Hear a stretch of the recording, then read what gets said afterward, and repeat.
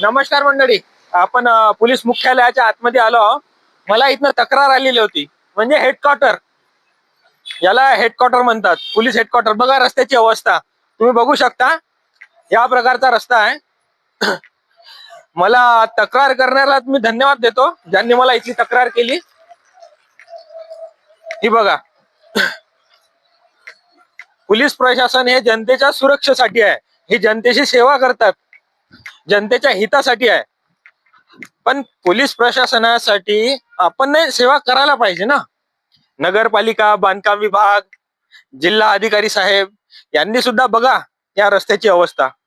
मला असं वाटते की आपल्या पोलीस प्रशासनाला कुठल्याही प्रकारचा त्रास व्हायला नको, त्यामुळे इथे लक्ष द्या आणि काळजी घ्या थोडीशी. लवकरात लवकर इथला रस्ता बनवा, अशी मी त्यांना हात जोडून नम्र विनंती करतो. धन्यवाद.